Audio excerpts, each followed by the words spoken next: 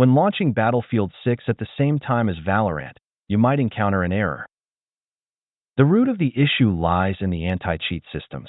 Battlefield 6 uses Javelin anti-cheat, while Valorant uses Vanguard.